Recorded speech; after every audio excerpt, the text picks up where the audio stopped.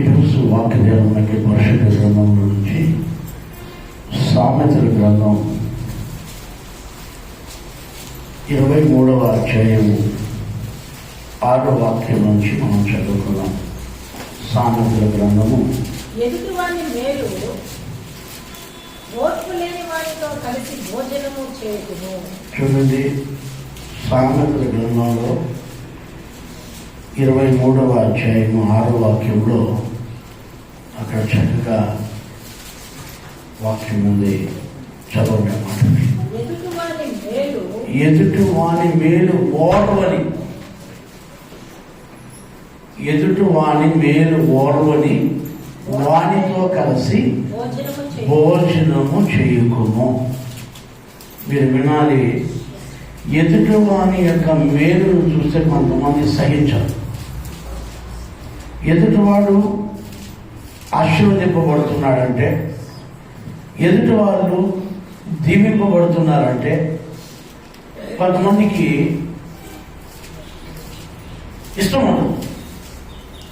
కొంతమంది అయితే డైరెక్ట్గా చెప్తారు. ఏం చెప్తారంటే, నాకంటే ఎక్కువగా ఎవరు ఉండేది నాకు ఇష్టం లేదు. ఎట్లమ్మా?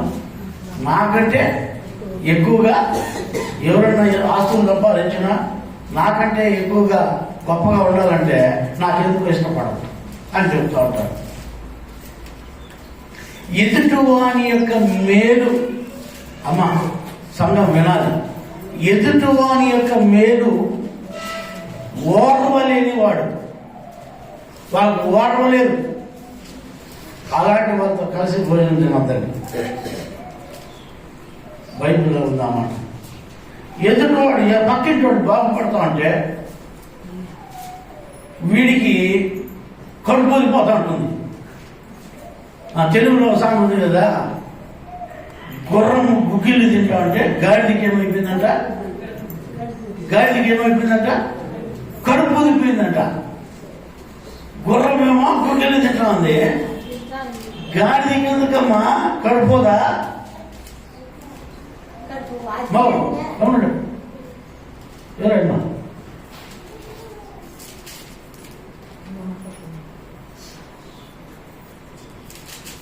ఇక్కడ మీరు జాగ్రత్తగా గమనిస్తే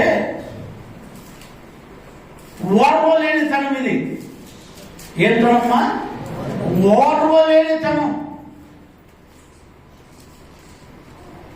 ఎదుటి వాళ్ళు బాగుపడడం కానీ, ఎదుటి వాళ్ళు బాగా చదువుకోవడం కానీ, ఎదుటి వాళ్ళు మంచి ఉద్యోగం పోవాలన్నా కానీ ఓర్వలేని తనం.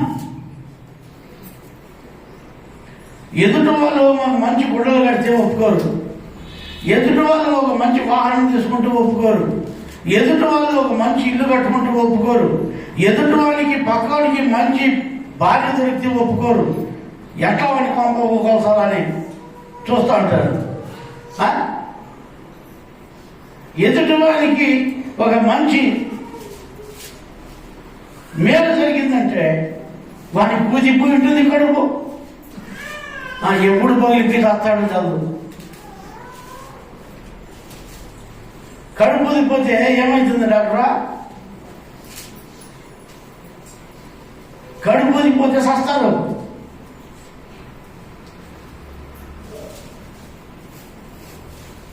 వాళ్ళకు 1కి 2 కూడా పోరు. కడుపు పొదిపోతే వాళ్ళు చచ్చిపోతారు అంతే. ఇక్కడ కూర్చున్న వాళ్ళు ఎవరైనా అలాంటి వాళ్ళు ఉన్నారా? నీ జీవితంలో చెడిపోయే రోజులు వస్తాయి. ఎదుటివాడు క్షేమంగా ఉండాలని కోరు. నీ పక్కింటోళ్ళు, నీ ఎదురింటోళ్ళు, నీ వెనకాలలు బాగుండాలని కోరు. ఒకవేళ అట్లాంటి వాళ్ళు ఎవరైనా నీకు తపస్సిస్తే వారితో కలిసి భోజనం చేయొద్దు అంటున్నాడు బైబిల్. అట్లాంటి రోజు సహవాసం చేయకూడదంట.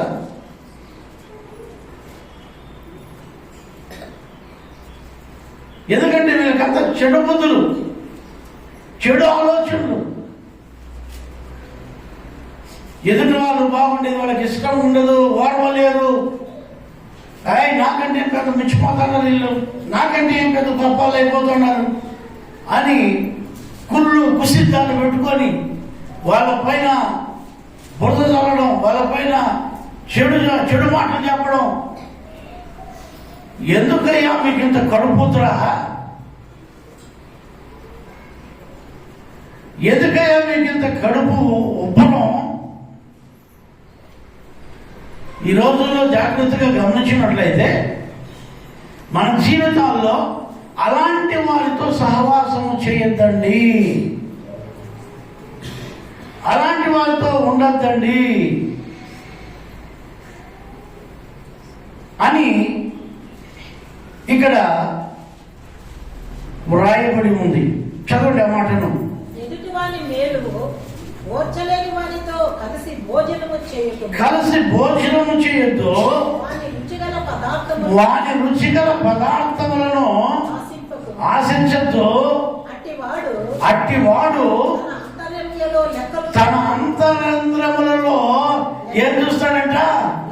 లెక్కలు చూసుకుంటాడంట. అంటే ఏం తినేసినాడు, ఎంత తినేసినాడు, వేసిన మాంసం తినేసినాడా లేదా, ఇగో తినేసినే, అయ్యో 100 గ్రాములు వేసింది తినేసినే, ఈ మనసులో 100 గ్రాములు తినేసబ్బా. వీడు ప్రేమతో కాదు భోజనం పెట్టేది. అలాంటి వారి దగ్గర మీరు భోజనం తినకూడదని బైబిల్లో క్షుణ్ణంగా రాయబడి ఉంది. వాళ్ళు ఏంటంటే పైకి తినండి తినండి తినండి అంటారంట, తాగండి తాగండి అంటారంట, కానీ మనసులో మాత్రం లెక్కేస్తూ ఉంటారంట ఎంత తింటాడు.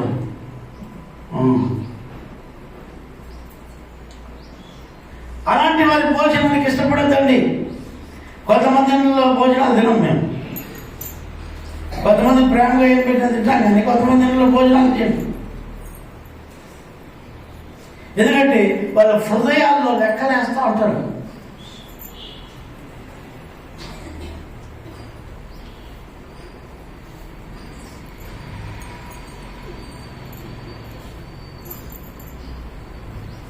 పోకూడదు, వాళ్ళ ఇళ్ళ దగ్గర తినకూడదు. వాళ్ళు ఎదుటి వాళ్ళ యొక్క క్షేమమును కోరేవాళ్ళు కానే కాదు. వాళ్ళలో అహం ఉంటుంది, గర్వం ఉంటుంది. నేనేంది, మీరేడ, మీ బతికేది నాకంటేనా మీరు, నేను తురుము తోము అని చెప్పుకుంటుంటారు. మన చర్చిలో ఏముంది, ఆయన అప్పులతో బాధపడతా ఉండేది.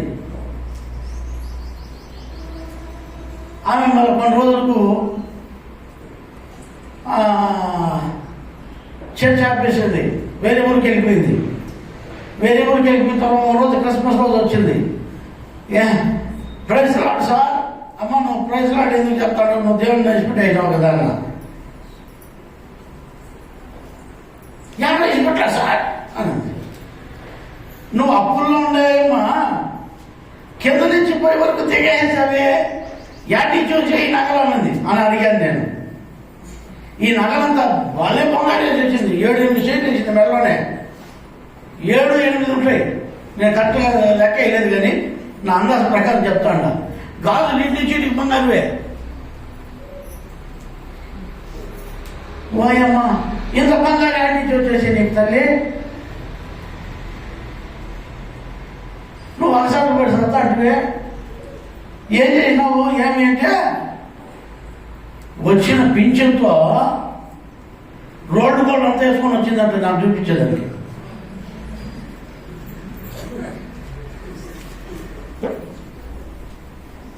ఈ చర్చిలో మన విశ్వాసం ఏమాడుతో, ఓ అమ్మ దేవుడిని ఎంత చేసేటాడమ్మా, ఏమో ఎంత బంగారు తెచ్చేసినాడు. మళ్ళీ వెంటనే మైక్లో చెప్తే అమ్మ ఆయన వేసుకు వచ్చింది బంగారు కాదు, ఆయన వేసుకు తలగే. అంటే ఈ గోర్లు మన గోర్లు ఏమాడిపోతారు కదా.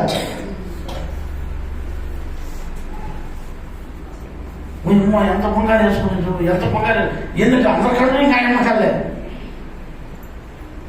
అంత అబద్ధాలే మసాలే. ఎందుకంటే ఎదుటి వాళ్ళ యొక్క క్షేమమును ఓర్వలేని వారు మీ ఇంట్లో ఉలవలు వేస్తారా? మా ఇంట్లో చూడు రాళ్ళు వేస్తా అంటుంది. ఇప్పుడు పెనుములో ఉలవలు వేస్తే విలువలు వేసి ఏంచితే శబ్దం వస్తుంది. అదే రాళ్ళు వేసి ఏంచితే ఇంకా ఎక్కువ శబ్దం వస్తుంది, ఊరంతా వినిపిస్తుంది. ఉలవల శబ్దం ఈ పక్కలకు ఆ పక్కలకు వినిపిస్తుంది.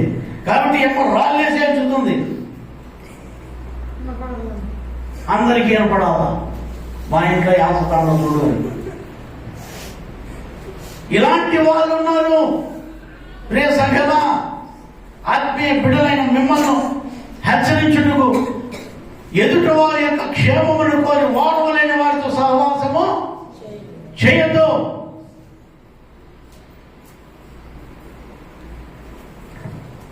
అలాంటి వారితో నువ్వు భోజనము చేయొద్దు.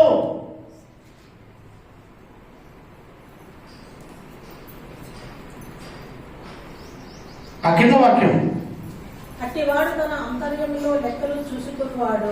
వాళ్ళు లెక్కలు చేస్తూ ఉంటారు, లెక్కేస్తూ ఉంటారు లోపల. ఇంకా తినుము త్రాగుము అని అతడు నీతో అని అతడు మీతో చెప్తాడు. చెప్పునే గాని అది హృదయంలో నుండి వచ్చు. అది హృదయంలో నుంచి వచ్చే మాటలు కాదమ్మా. తినండి అక్క, తాగండి అక్క. మేము ఒకసారి కొంతమంది నేను పిలుచుకొని వేరే ఊరికి పోయాను. మన విశ్వాసం అప్పుడప్పుడు కొంతమంది బలిహీనలు అట్లా పిలుచుకొని పోతా ఉంటారు.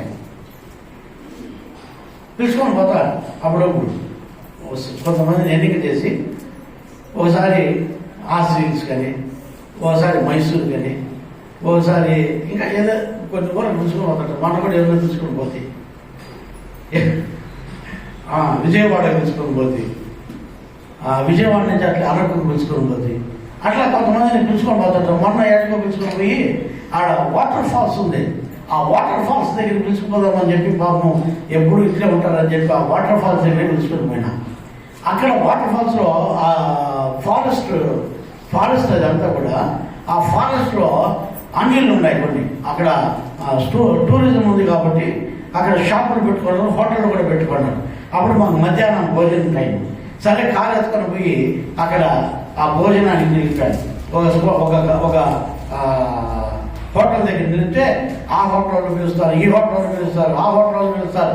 రండి సార్, ఇంటికి రండి సార్, ఇంటికి రండి సార్ అని. సరే ఎట్లయితే ముందే ఒక హోటల్కి దూరితే ఆ హోటల్లో కూర్చున్నామో, కూర్చోండి సార్ మంచిగా పెడతాం, కూర్చోండి సార్ అనింది. కూర్చున్నామమ్మా. ఆ యమ్ములా ఇంత చేస్తుంది. అంత దేశం ఏం చెప్తుంది తెలుసా? తినండి, ఏం ఎత్తుకొని పోతాం కానీ.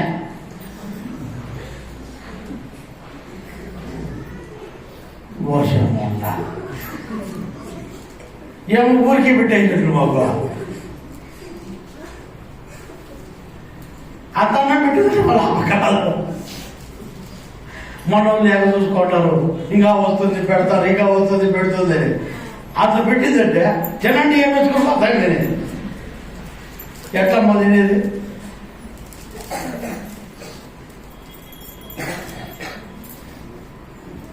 మీరు ఆలోచించండి, కొంచెం తెలియదు ఇవన్నీ. అంటే ఏంటంటే వాళ్ళు పైకి తినండి తాకండి, తినండి తాకండి, తినండి తాకండి, తినండి తాకండి అంటారు కానీ పోయి మాత్రం అంటే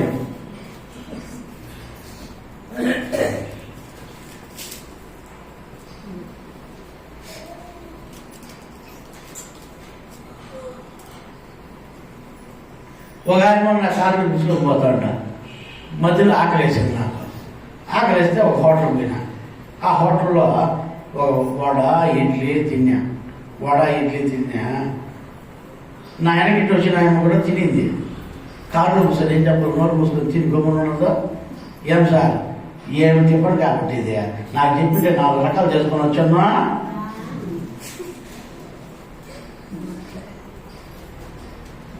మాటలు కాదు పొట్లమ్మ వీళ్ళు. ఏం మాటలు చెప్తావే తల్లి. అన్ని కాళ్ళ నుంచి దింపేలా అనిపించింది నా ప్రాణం.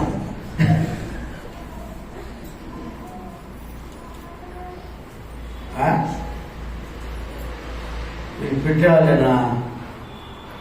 మా ఇంట్లో కొనుక్కుంటారా సార్ అన్నం పెట్టమంటే అనేవాళ్ళు 4 రకాలు చేసుకొని వస్తారా? చెప్పండి కొన్ని మీరే. అయ్యో పాస్టర్ వచ్చి నిజాలు చెప్పేస్తాడయ్యా, ఎట్లయ్యా అని. ఆ విశ్వాసం తగ్గుతా ఉంటుంది. ఇప్పుడు నేను బయటకు చెప్పుకుంటాడు, అన్ని నా గురించి చెప్పాను అడుగుతుంది.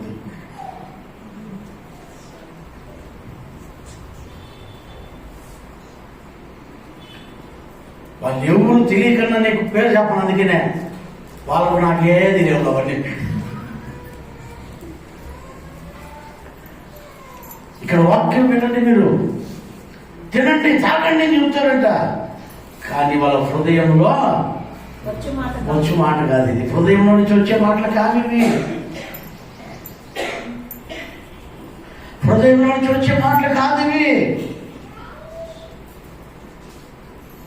ఊరికే పైన యాక్షన్ చేస్తారు అంతే. దేవుని వాక్యం వినాలి మీరు. అలాంటి వారు సహవాసం చేయకూడదు, అలాంటి వారు సహవాసాలు ఉండకూడదు. మనకు చదువు కింద వాక్యం. నీవు తిన్నా కూడా తినిందని మళ్ళా కక్కించేస్తారు భద్రం. నువ్వు తిన్నా కూడా మళ్ళా వాళ్ళు కక్కించేస్తారు నీ దగ్గర. మీకు ఒక మాట నేను చెప్పాలి. ఇక ఏం చెప్పాలంటే,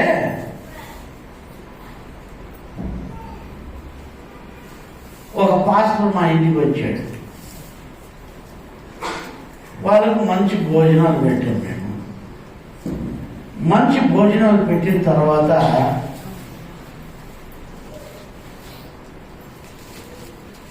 మా ఇంటికి రండి, మా ఇంటికి రండి, మా ఇంటికి రండి అని మమ్మల్ని పిలిచారు. వాళ్ళ ఇంటికి పోయాం.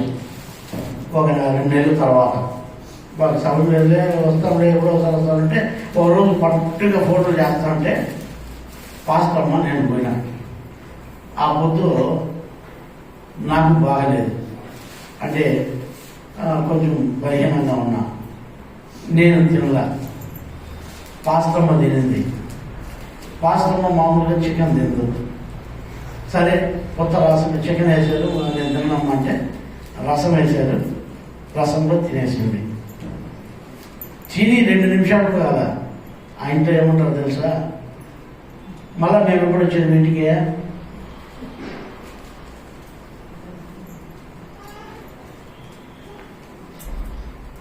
మళ్ళా మీ ఇంటికి ఎప్పుడు వచ్చేది మేము? మా ఇంటికి వస్తే మేము చికెన్ చేసినాము, మీ ఇంటికి వస్తే మీరు మటన్ చేయండి. ఏం తెలియదురా మీకు? ఆ బుద్ధి నుంచి వాళ్ళ అమ్మకే పంపాం.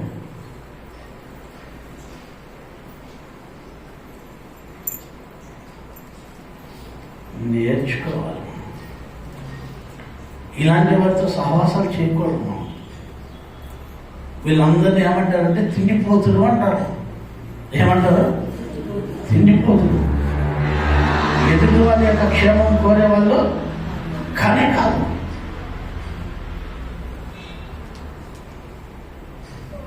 దేవరిస్థానం ఉండకూడదు.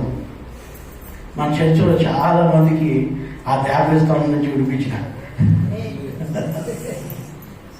ఆ దేవరిస్థానం నుంచి విడిపించిన వాళ్ళు ఇప్పుడు చాలా మంచి జీవితాలు జీవిస్తున్నారు. అవి నేర్చుకోవాలి మనం. ఎదుటి వాని యొక్క క్షేమమును కోరేవారుగా మారాలి మనం.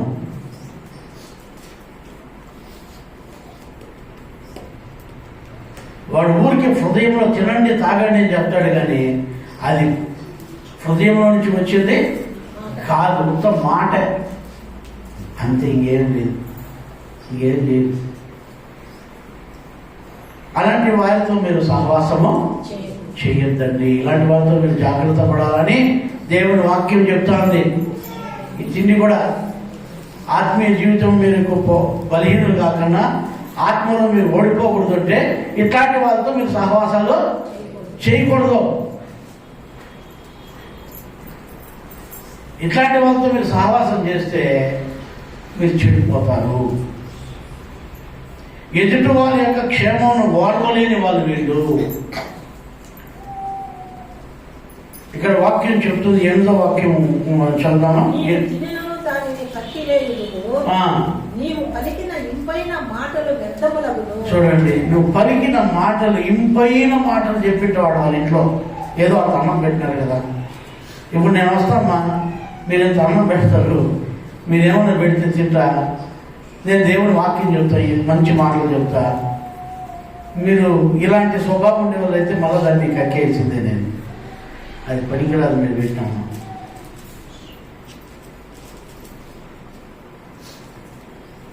ఆ ఇంపైన మాటలు మీకు పనికిరావు. ఎంతసేపు ఏం జరుగుతుందంటే మీ ఆంతర్యంలో ఆందోళనగా ఉండి మీరు చెడునే ఆలోచిస్తూ ఉంటారు. ఇంపైన మాటలు వ్యర్థమైపోతాయి, దేవుని వాక్యము వ్యర్థమైపోతుంది. ఈ లోకంలో మీరు ఇవన్నీ కూడా విడిచిపెడితే దేవుని వాక్యాన్ని, ఇంపైన మాటలను మీరు అంగీకరిస్తారు. హల్లెలూయా.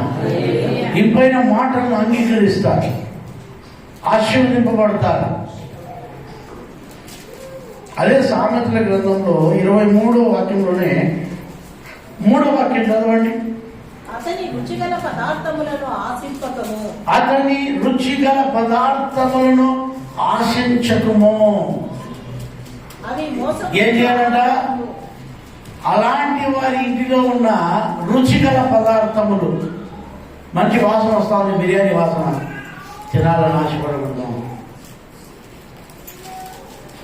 ఏదో మంచి సువాసన వస్తూ ఉంది, ఆశపడకూడదు మనం. లేకపోతే వాళ్ళు ఏదో మంచిగా ఉన్నారు, అలాంటి వాళ్ళ యొక్క మంచి రుచిగల పదార్థములను ఆశపడగలుగుతున్నాడు. చదవని మాటని, అతని రుచిగల పదార్థములను ఆశింపకము. అవి మోసపుచ్చు ఆహారం. అవి మోసపుచ్చే ఆహారాలంట. అంటే మోసం చేసే ఆహారాలు. కొంతమంది ఏం చేస్తారంటే ఫస్ట్ భలే రుచిగల ఆహారాలు పెడతారు, గమ్మ గమ్మ వాసన వస్తాయి. మరొక 4 రోజుల తర్వాత పనికిరాని ఆహారం పెడతారు. ఎందుకు? నువ్వు తొందరకుండా వేడా, ఎందుకు ఏదో చూస్తున్నావు?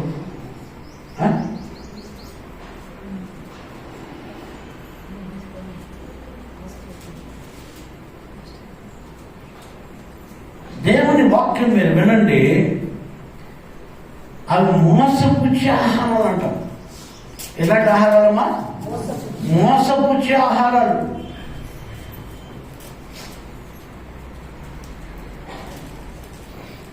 మనల్ని మోసపుస్తారు వాళ్ళు.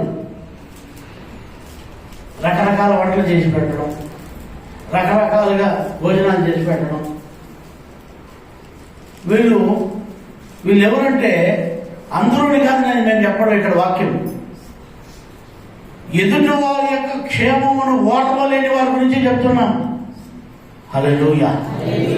ఎదుటి వారి యొక్క క్షేమమును ఓర్వలేని వారి గురించి మాత్రమే ఇక్కడ బైబిల్లో రాయబడి ఉంది.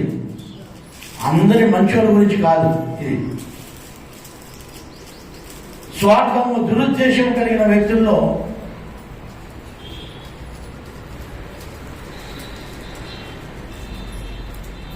దేవుడు మిమ్మల్ని ఆశీర్వదించాలంటే ఇవన్నీ కూడా మనం ఆలోచించాలి. మీకు చిన్న విషయం తెలిసిన,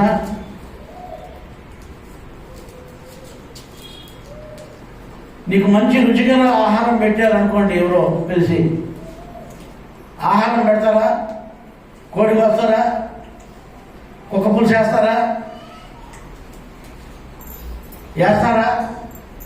ఆహా, మీ ఎంత మంచోళ్ళు ఎవరున్నా ఉండాలన్నా, మీ ఎంత మంచోళ్ళు ఎవరున్నా ఉండాలన్నా, అన్నా నీ అంత గొప్పవారు ఎవరు లేరక్క అంటారు.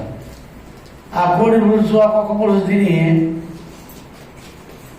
అదే మా చేపల పులుసు తిని ఒక వారం అయిన తర్వాత అర్జెంటుగా ₹1,00,000 కావాలక్క, ఏడ దొరకదా, 1-2 రోజులు ఇచ్చేస్తాయి. అయ్యో మీరు పులుసు పెట్టి కదా నాకు చేపల పులుసు పెట్టి ఆ పులుసు పెట్టి అయ్యో ఎట్లా ఇవ్వలే ఉన్నిలే యాడిపోతుందిలే, సరే ఇస్తాం. ఇచ్చిన తర్వాత 3 రోజులు ఇస్తారండి కదక్క ఇదక్క అంటే వడ్డీ ఇస్తారమ్మా, ఇప్పుడు అడ్జస్ట్ కదా పోలే వడ్డీ వస్తుంది కదా, ఈ వడ్డీకి రాగలివి వడ్డీ వస్తుంది కదా, వడ్డీ తీసుకుంటా ఉంటుంది. మా నెల 2 నెలలు 4 నెలలు సంవత్సరం ఇస్తుంది. సంవత్సరం అయిన తర్వాత కుదరలేదు ఈ అడ్జస్ట్ కదా, వాళ్ళు నా డబ్బులు నాకు ఇచ్చే బలి డబ్బు చూసినాడు పో మళ్ళీ కుక్క పులుసు పోయా కోడి పులుసు పోయా.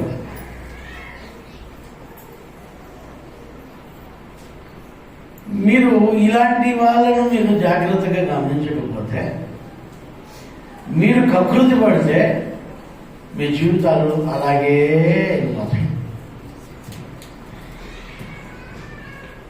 దేవుని వాక్యం మీరు వినండి. వాళ్ళు మన క్షేమము కోరేవాళ్ళు కానే కాదు. వాళ్ళు జీవితాలను ఎదుటివారు క్షేమముగా ఉండేది ఇష్టం వాళ్ళకు ఉండదు. ఎదుటివారు పాడైపోయేదానికి వాళ్ళు ప్రయత్నిస్తారు. ఎదుటి వాళ్ళు చెడిపోయేదానికి వాళ్ళు ఇష్టపడతారు. ఎదుటివాడు చెడిపోయి వాళ్ళు చచ్చిపోయినా పర్వాలే, వీడు బాగుండాలి సేఫ్గా. వాళ్ళ కుటుంబాలు ఏమైపోయినా పర్వాలే, వీడు బాగుండాలా, వీడి కుటుంబం వీడి బిడ్డలు భార్య భర్తలు బాగుండాలి. ఎదుటి వాళ్ళ క్షేమం కోరేవాళ్ళు కానే కాదు వీళ్ళు. అందుకనే మన జీవితాల్లో మనం నేర్చుకోవాల్సింది ఏంటంటే, దేవుని వాక్యములో మనము ఉన్న ఈ సారాంశాన్ని ఎదుటి వాని యొక్క క్షేమమును కోరే ఇష్టం లేని వాళ్ళతో మనము సహవాసమే చేయకూడదు. అసలు అలాంటి వారి సహవాసము చేయకూడదు. ఎదుటి వాళ్ళు క్షేమముగా ఉండాలని కోరుకునే వాళ్ళతో ఉండండి. మీకు అర్థమవుతుందా? కొంతమంది చూడండి, ఎదుటి కుటుంబాలు పోయినా వాళ్ళు బాధపడగానే వాళ్ళ కుటుంబాలను బాగా కాపాడుకుంటూ ఉంటారు. ఎదుటి వాళ్ళ కుటుంబాలను పాడు చేస్తారు, కానీ ఎందుకంటే భార్యాభర్తలు కొట్లాట పెట్టేసినాం అనుకో వాళ్ళు విడిపోతారు. పోతారు, మనం బాగుంటాం. కాదండి, వాళ్ళు బాగుండాలని ప్రయత్నం చేయండి. వాళ్ళ భార్యాభర్తలు బాగుండాలని ప్రయత్నం చేయండి. వాళ్ళు కుటుంబం బాగుండాలని ప్రయత్నం చేయండి. ఇది నేర్చుకోండి. ఒక కుటుంబాన్ని పాడు చేసేది కాదు మనము, దేవుడు అది మనకు నేర్పించలే. మనం కుటుంబాలను కట్టేవారంగా మారాలి. హల్లెలూయా, హల్లెలూయా, హల్లెలూయా. ఈ దానియేలు గ్రంథంలో 1:7 చదవండి. 1:8 వాక్యం దానియేలు గ్రంథంలో మేము చూస్తే 1:8 వాక్యం.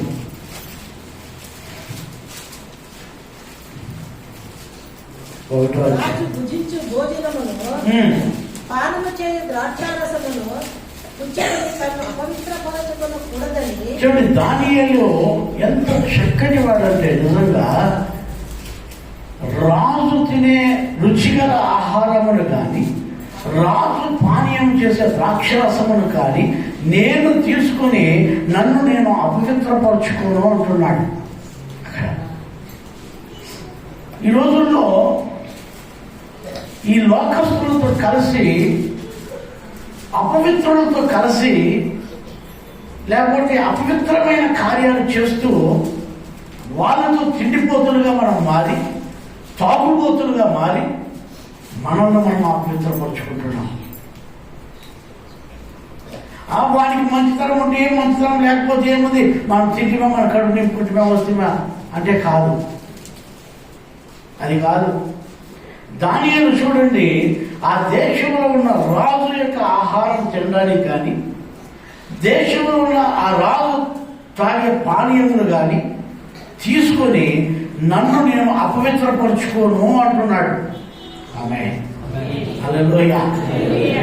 ఈ రోజుల్లో భక్తిహీనులతో మీరు చేరి మీకున్న భక్తిని కాస్త పాడు చేసుకున్నా తింటే ఏమైపోతాం, భక్తి పోతుందా? అయ్యే వాళ్ళు పిలిచినాడు, పాపం ప్రేమతో పిలిచినాడు, పోకపోతే ఎట్లా?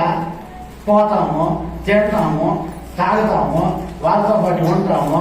ఇది తిని ఏం పర్వాలేదు, ఎవరు చెప్పింది ఏం కాదు తినం, తింటాము. నీ భక్తి పోలా, నీ విశ్వాసం పోలా.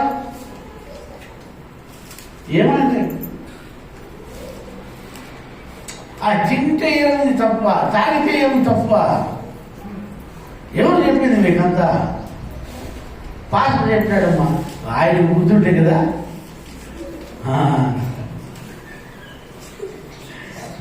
చిన్నలో తాగిన జంటే కదమ్మా. ఈ పొద్దు ఇంట్లో రేపు మంటలో బాగా తిని తాగి ఎంజాయ్ చేయాలా? పాస్టర్ గారి మాటలు తినొద్దు, బైబిల్ మాటలు వినొద్దు, యేసయ్య మాటలు వినొద్దు.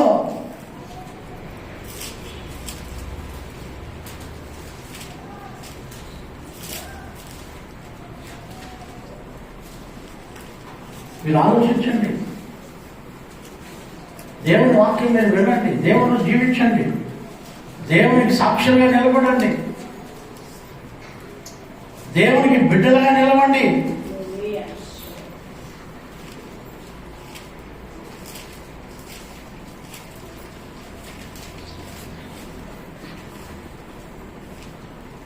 ఎడబడితే అడుగు తినేస్తాం, ఎవరు ఇస్తే అదంతా తాగేస్తాం.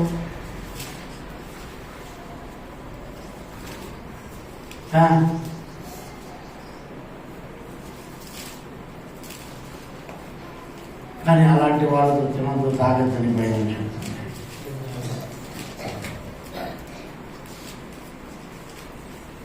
దేవుడి వాక్యం చాలా విలువైంది. దానియేలు అక్కడ చదివిన మాటని, రాజు భుజించు భోజనములో పానము చేయు ద్రాక్షారసమును పుచ్చుకొని తన్ను అపవిత్రపరచకూడదని దానియేలు ఉద్దేశించి తాను అపవిత్రుడు కాకుండానట్లు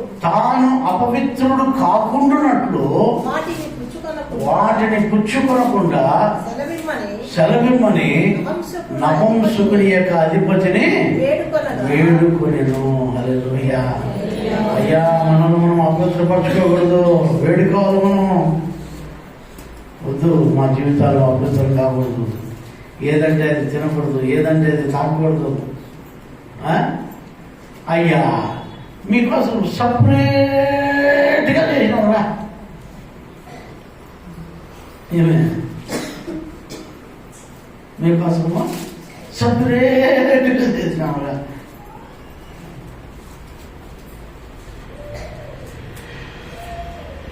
ఏమి పరుచుకుంటున్నారు మీరు? మిమ్మల్ని మీరే అపవిత్రపరుచుకుంటున్నారు. అయ్యో, తిండిలో కూడా ఇంత అపవిత్రం ఉందయ్యా. బైబుల్లో ఉంది కదా. మళ్ళీ మీరు బైబుల్ నమ్మితే ఇది నమ్మాలి కదా. మరి తిండిలో ఇంత అపవిత్రం ఉందా? దానియేలు అంటున్నాడు, నన్ను నేను అపవిత్రపరచుకోను, నాకు వద్దయ్యా, నన్ను బతికించయ్యా, నన్ను నేను అపవిత్రపరచుకోనయ్యా, నేను పరిశుద్ధున్నయ్యా. ఆమేన్. హల్లెలూయా. నపుంసకుల యొక్క అధిపతిని వేడుకుంటున్నాడు. ఎప్పుడైనా మన అధిపతిని వేడుకున్నాం, అయ్యా నేను ఇట్లాంటివి పుచ్చుకొని, ఇట్లాంటివి తిని, ఇట్లాంటివి తాగి, ప్రభువా నన్ను నేను అపవిత్రపరచుకోకుండా నన్ను కాపాడు స్వామి.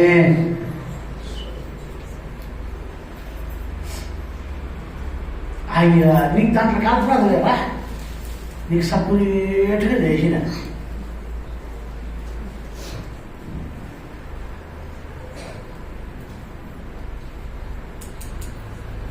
నిన్ను నీవే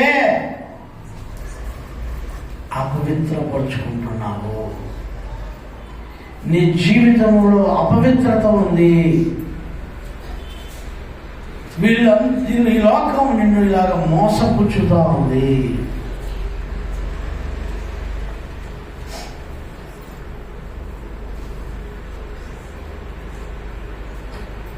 మోసపోకుని దేవుడు వెక్కిరింపబడడు.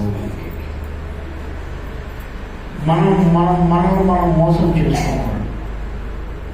మనము మోసం చేసుకోకూడదు. మన జీవితాలు అపవిత్రం కాకూడదు. మీ జీవితాలు అపవిత్రం కాకూడదనే ఈరోజు దేవుని వాక్యం లాగా చెప్తుంది. అక్కడ అంటాడు సామెతల గ్రంథంలో 22:9 దయా దృష్టి గలవాడు తన ఆహారంలో కొంత దరిద్రులకు ఎవరు వీళ్ళు దయా దృష్టి కలిగిన వారు, దయ కలిగిన వారు, ఎదుటి వారి యొక్క క్షేమం ఓర్వలేని వారు కాదు. ఇట్లాంటి వాళ్ళు కాకి కూడా ఎదిరించినట్టారు కదా, మీరు కాకి కూడా చెయ్యి ఎదిరించినట్టు నాకెంత ఆ చెయ్యికి ఏదైనా మెతుకులు గితుకులు ఉంటాయేమని నాకే ఇట్లా ఎదిరిస్తే పోతుంది కదా కింద, అందుకని నాకే.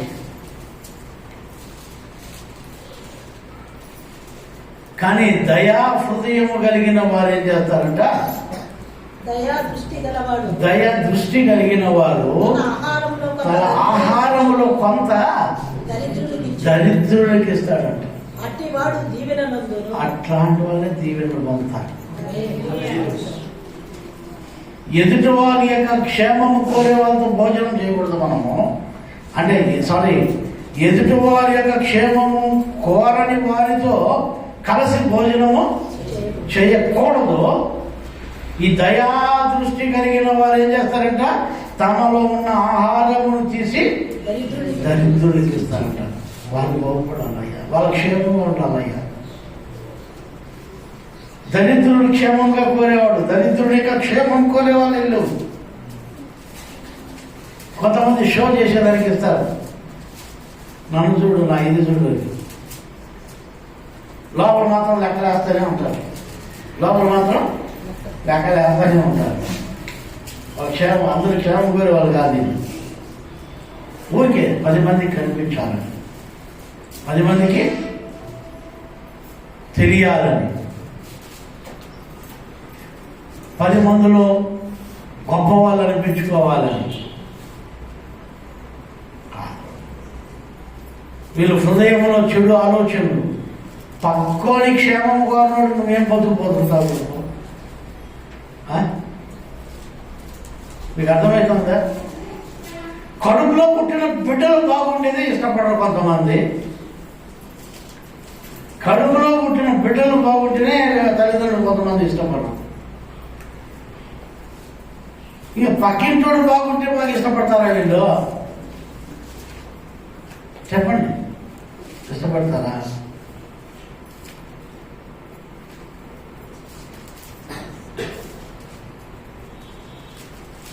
కోడలంత అన్నం ఎక్కువ తింటేనే అప్పుడే ఈ ప్రకారం తినేసి యాడ్ నుంచి తెచ్చేది మూట బియ్యం అంటే అది అంతేనా అంటా నేను.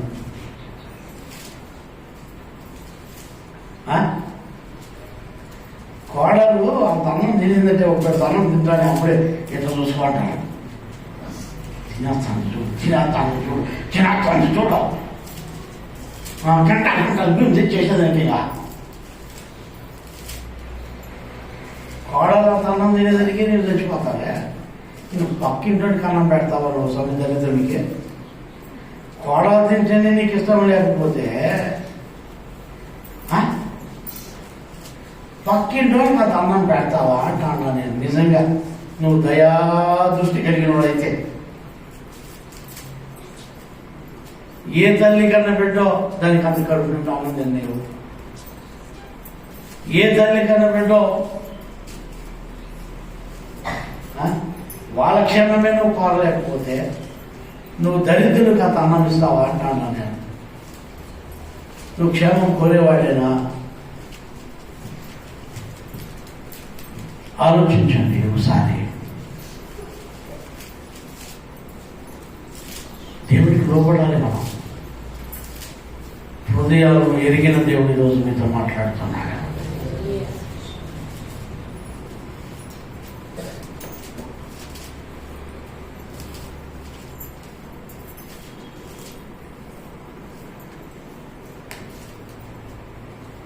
అదే సామెతల్లో 28, 22 కూడా చదవండి. 28వ అధ్యాయము 22వ వాక్యం చదువుమన్నా. చెడ్డ దృష్టి గలవాడు ఏమ్మా? చెడు దృష్టి గలవాడు చెడు దృష్టి అంటే ఇది. ముందు దయా దృష్టి చూసాం మనం. వారికి ఏం దృష్టి ఉంది? చెడు దృష్టి దయా దృష్టి ముందు వాక్యంలో. దయా దృష్టి కలిగి పేదలకు ఆనందించేవాడు వీడు. కానీ వీడు చెడు దృష్టి కలిగిన వాడు.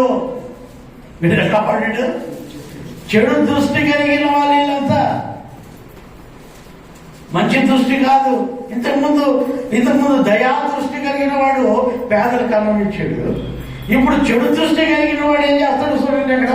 చెడు దృష్టి గలవాడు ఆస్తి సంపాదింప ఆతురపడెను. ఆస్తిని సంపాదించేదానికి ఆతురపడతారంట. అడ్డా దొడ్డం దూరి. ఎట్లమ్మా? అడ్డా దొడ్డం దూరి నానా గడ్డి తిని ఆస్తి సంపాదించాలి. ఆస్తి కూడా పెట్టేయాలి. ఆస్తులు సంపాదించాలి. ఎట్లన్నా ఎట్లమ్మా? ఏం దృష్టి కలిగిన వాళ్ళు? చెడు దృష్టి కలిగిన వాళ్ళు. ఏమమ్మా పొద్దున్న నుంచి రాత్రి వరకు మేము ఇంత అగసాట్లు పడతామంటే నువ్వు ఊరికి అక్కడ తిరుక్కొని వచ్చి మా ఇంట్లో నలుగురు కష్టపడి సంపాదిస్తే మేము మూట పొడకు తినేదానికి చచ్చిపోతాము. నువ్వేమో తల్లి ఇప్పుడు ఎత్తకపోయి ఇప్పుడు అట్లా పోతివి వచ్చి ₹1,00,000 బ్యాంకులో వేస్తే యాడ్ నుంచి వచ్చింది నీకు తల్లి అంటే కష్టపడినా యాడ్ నుంచి వస్తాయి కష్టపడి. అయ్యా చెడు దృష్టిలు ఇవన్నీ. ఏం దృష్టిలో? వీళ్ళంతా ఏంటంటే ఆస్తిని పోగు చేసేవాళ్ళు. వీళ్ళంతా ఆస్తి కావాలా, అంతస్తులు కావాలా, అది సంపాదించాలా, ఇది సంపాదించాలా. వీళ్ళంతా ఏం చేస్తారంటే ఆస్తిని కూడబెడతా ఉంటారు. ఏదో నువ్వు ఏమన్నా చెయ్యి. ఒకటి నా దగ్గర ఒకని మీరేమనుకోకపోతే మాట చెప్తా. ఒకడు అన్నిడు మన చర్చికి సంబంధించినడు కాదులే, వేరే వాడు వచ్చాడు. సార్ నేను నా భార్య చెప్పినా సార్ అన్నాడు. ఏం చెప్పినాడు ఆయన అంటే నువ్వేమన్నా చేసుకొని నాకు డబ్బులు తెచ్చి అన్నాడు. నేను అడిగాడు ఏమన్నా చేసుకుంటే ఏదిరా మాట అని. ఏమన్నా చేసుకో అన్నావు కదా, ఏమన్నా చేసుకో నాకు డబ్బు తెచ్చి అన్నావే, ఆ మాట ఎందుకు నాకు కొంచెం క్లియర్గా చెప్పు నాయన అన్నా. ఏమన్నా చేసుకుంటే ఏమవుతున్నానో అని అర్థము. నువ్వు ఏడన్నావో ఏమవుతున్నావో నాకు డబ్బు తెచ్చిన అర్థం ఇదేనా అడిగాను నేను. తల కింద కొంచుకుంటాడు ఆ దరిద్రుడు.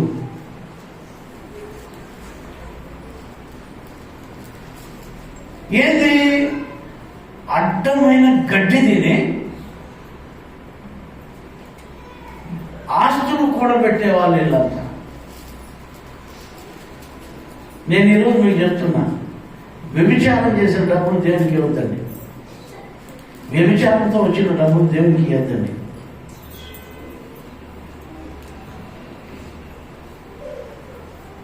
కుక్క విలువ దేవునికి ఇవ్వద్దండి. బైబిల్లోని మాటలు మీకు చెప్తా ఉంటాను.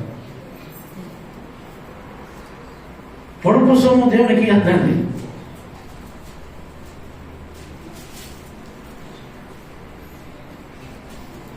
అది దేవుడికి అసహ్యం.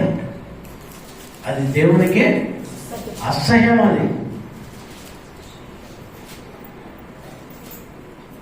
నేను ఎలిజబెత్ తల్లికి ఒక మాట చెప్పాను. అమ్మా నువ్వేమనుకోవద్దమ్మా, సంఘానికంతా ఇది ఒక మాదిరి. సంఘానికంతా ఒక మాదిరి ఇది. నేను ఎలిజబెత్ తల్లికి చెప్పాను. ఆమె అప్పుడప్పుడు ఆదివారాల్లో ఏం చేసిందంటే ఆవాలు, జీలకర్ర, మిరియాలు అన్ని కలబోసినట్టు తెస్తుంది. అన్ని కలబోసినవి తెచ్చి ఒకరోజు నా దగ్గరికి ఇచ్చి ప్రార్థన చేయించుకునింది. ఏమమ్మా అవి అన్నా. ఇవి లేవు సార్, అవి లేవు సార్ అంటే నేను దాన్ని ఇప్పి చూపించాను. చూపుమా, ఇప్పు దాన్ని, ఆ ప్యాకెట్ నిప్పు నువ్వు చూపినాకన్నా. అవి చూపించింది ఆమె. చూపిస్తే దాంట్లో ఏమేమి ఉన్నాయంటే ఆవాలు, జీలకర్ర, మిరియాలు అన్నీ కలిసి ఉన్నాయి. యాడు తల్లి నీకు ఇవి అమ్మా, కరెక్టేనమ్మా? నేను చెప్పింది కరెక్టేనా? అనా అది తలకాయ లోపకూడదు నా దగ్గర.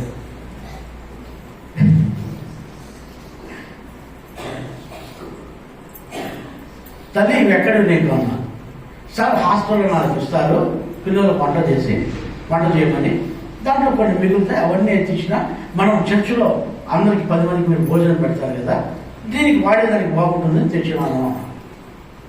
తెచ్చినాను అనేది ఆ తల్లి.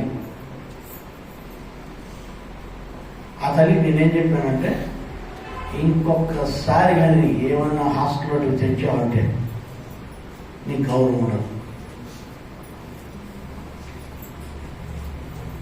మాకు అట్లా డబ్బులు వద్దు, అట్లా ఆస్తులు మాకు అట్లాంటివన్నీ మాకేమీ అవసరం లేదు. నాకు పరలోకం నుంచి దిగి వస్తాయి.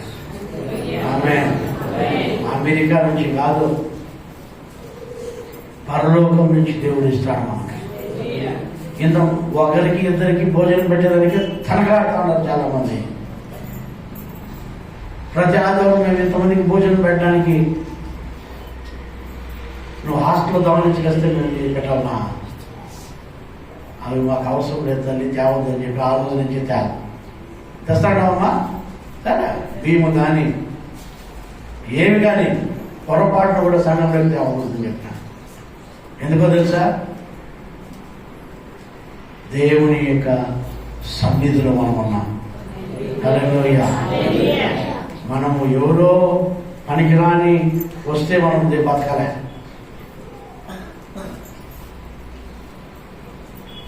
దేవుడు మనకు పోషకుడు.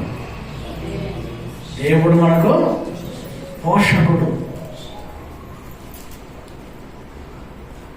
సంఘానికి అందుకే చెప్తాడు, ఎవరి దగ్గర వాళ్ళ దగ్గర నేను కానుక కూడా తీసుకున్నాను. వేరే చర్చెస్ పోయి వాళ్ళు ఎవరైనా కానుక ఇస్తే మీ చర్చిలో మీ పాస్టర్కి ఏం మాట చెప్తా ఉంటాను.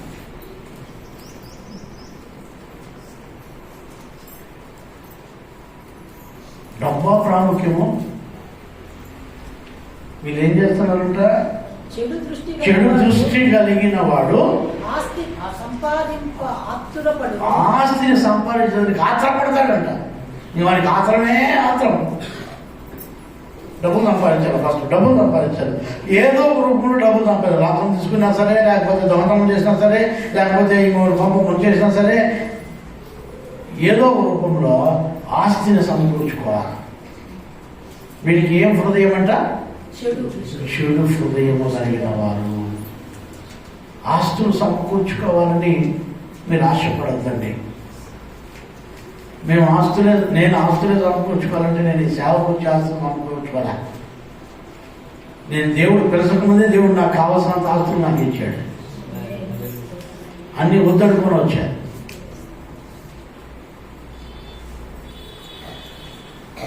మా తాత దగ్గర కానించి, మా నాయన దగ్గర కానించి మేమేమి తీసుకోవాలి.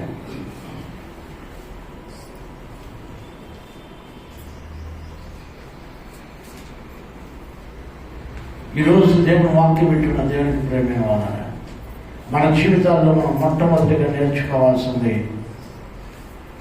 దేవుని యందు భయభక్తులు కలిగి జీవించడం. హల్లెలూయా, హల్లెలూయా. దేవుడు మనల్ని ఆశీర్వదిస్తే మంచి దృష్టి మనలో ఉండాలి. ఎలా ఉండాలా? ఆస్తులు సమకూర్చుకోవాలి, ఆస్తులు సంపాదించేయాల, ఆస్తులు ఆస్తులు ఆస్తులు ఆస్తులు.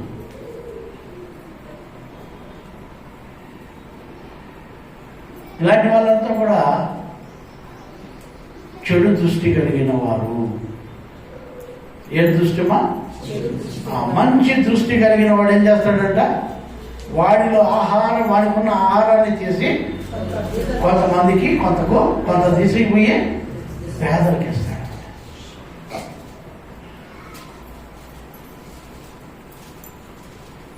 మంచి దృష్టి పెట్టుకుందాం మనం. ఆస్తులు సంపాదించుకుంటే దుష్ట బుద్ధి వద్దు మనకి.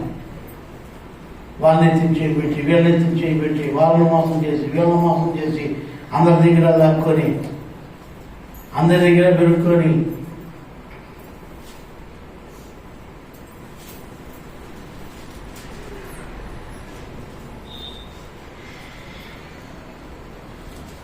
మీకు అర్థమవుతుందా? దేవుని వాక్యం మీరు వినండి, దేవునిలో జీవించండి. ఇలాంటి దృష్టిలో మనకు వద్దు. ఏమా దేవుని వాక్యం మీరు వినాలి, దేవుడు మనల్ని ఆశీర్వదిస్తాడు. ఈ చెడు దృష్టిలో మనకు మంచి దృష్టి కలిగి దేవుడు మనకి ఇచ్చిన నీతిగా ఇచ్చిన దాంట్లో కొంత మనం ఆహారం లేని వారికి ఇస్తే అది మంచి దృష్టి. హల్లెలూయా, హల్లెలూయా, హల్లెలూయా. ఈ మంచి దృష్టి కలిగి మనం బ్రతుకుదాం సంఘమంతా కలిసి. దేవుడు కోరుకునేవేవి ఎదుటి వారి యొక్క క్షేమమును కోరని వాడితో సహవాసం చేయదండి. మొట్టమొదటిది వాడితో సహవాసం చేయకూడదు, వాడితో కలిసి భోజనం చేయకూడదు. రెండవది చెడు దృష్టి కలిగిన వారితో కూడా సహవాసము చేయకూడదు. మనకేముండాలా? మంచి దృష్టి కలిగి మనకు దేవుడిచ్చిన దాంట్లో కొంతమందికి పేదలకు అన్నం లేని వారికి అన్నము, వస్త్రాలు లేని వారికి వస్త్రము మనం ఇచ్చేవారిగా మారాలి. హల్లెలూయా, హల్లెలూయా. ఈరోజు దేవుని వాక్యం వింటున్న దేవునికి ప్రేమైన వాళ్ళారా, మీరు చూడండి, ఆ క్రిస్మస్ పీరియడ్లో ఈ సాల్మన్ భార్య నా దగ్గరికి వచ్చి, అయ్యా నేను కొన్ని బెడ్షీట్స్ నా దగ్గరికి తెచ్చి ఒక 4-5 తెచ్చి నా దగ్గరికి ఇచ్చి, అయ్యా ఇది ఎవరికైనా పేదలకి ఏంటి అని చెప్పి ఇచ్చాను. ఆ బిడ్డ తీసుకొచ్చింది ఏంటంటే, ఆ బిడ్డ మిగిలించుకున్న దాంట్లో మంచి దృష్టి. అది ఏం దృష్టి అండి? మంచి దృష్టి. అది దొంగనం చేసేటప్పుడు కాదు, అది ఊరేటప్పుడు కాదు. అది అప్పుడు తీసుకొచ్చి ఇచ్చింది మా. నేను అది చాలా పేదలకు ఇచ్చాను. నేను ఈ ప్లాట్ఫామ్ పైన ఉండే ఆ చలికి వణుకుతున్న, ఆ రోజు చలికాలం కాబట్టి చలికి వణుకుతున్న వారికి ఇచ్చినప్పుడు వాళ్ళు చాలా సంతోషించారు. నేను ఎందుకు ఈరోజు మీకు చెప్తున్నానో తెలుసా? మంచి దృష్టి ఉండాలి మనకు, చెడు దృష్టి ఉండకూడదు. ఈ చెడు దృష్టి ఎవరైతే వస్తుందో వాళ్ళ ఆస్తులు సంపాదించుకోవడానికి ఎదుటి వారి యొక్క చెడును కోరేవాళ్ళు, ఎదుటి వారి యొక్క చెడును కోరుతారు. కాబట్టి అలాంటి వారితో మీరు సహవాసం చేయొద్దండి, అలాంటి వారితో కలిసి భోజనం చేయొద్దండి. మంచి దృష్టి కలిగి జీవించండి, మంచి బుద్ధి కలిగి జీవించండి. అప్పుడు దేవుడు మిమ్మల్ని మెచ్చుకుంటాడు, మీకు బహుమానం కూడా దేవుడు ఇస్తాడు. పేదలకు ఇచ్చిన వాడు నాకు అప్పించిన వాడితో సమానుడంట వాక్యం ఉండేది. పేదలకు మనం ఏమన్నా ఇస్తే మనం దేవునికి అప్పించినామంట. అమ్మా మీరు ఎవరికైనా అప్పిస్తే వడ్డీ ఇయ్యరా? ఇస్తారా ఇయ్యరా? ఇస్తారా ఇయ్యరా? ఇప్పుడు బ్యాంకులో మీరు అప్పు తెచ్చుకున్నారు, బ్యాంకుకు మీరు వడ్డీ కడతారా లేదా?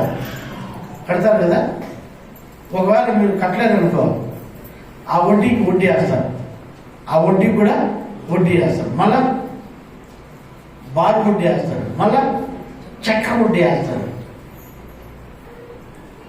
అవునా కాదా?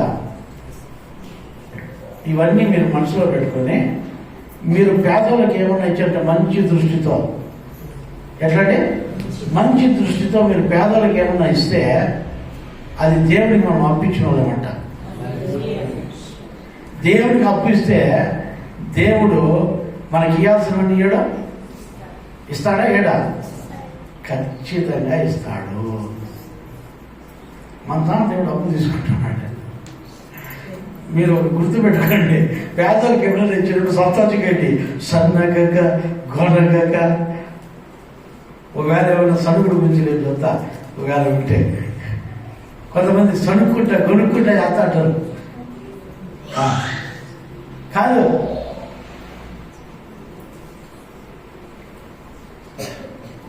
మీరు ఎప్పుడైనా ఎవరికైనా పేదవాళ్ళకి ఇచ్చేటప్పుడు సంతోషంగా ఇండే వాళ్ళకు. ఎందుకు తెలుసా? అది మన క్రెడిట్లో పడుతుంది. ఆడ అప్పు దేవునికి అప్పిస్తాను, దేవునికి అప్పిస్తాను. దేవుడు అన్యాయస్తుడు కాదు కదా. నీకు ఎప్పుడు సమయం ఎప్పుడు వస్తుందో అప్పుడు నీకు ఇస్తాడు. ఆయన పలానా నేను ఇచ్చాడు, నాకు తీసుకో. అప్పుడు దేవుడు మనకి ఇస్తాడు. మా ఖచ్చితంగా అబ్రహ్మ దేవుడు ఇస్తాడు. ఎప్పుడు తగ్గు కాలంలో నేను అంత ఇచ్చినా సరే దానికి వడ్డీ, బారు వడ్డీ, చక్ర వడ్డీ అంతా కలిపిస్తాడు.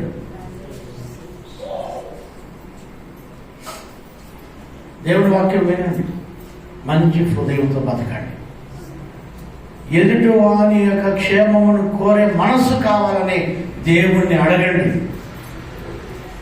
అప్పుడు దేవుడు మిమ్మల్ని ఆశీర్వదిస్తాడు. కళ్ళు మూసుకొని ప్రార్థన చేసుకుంటాం.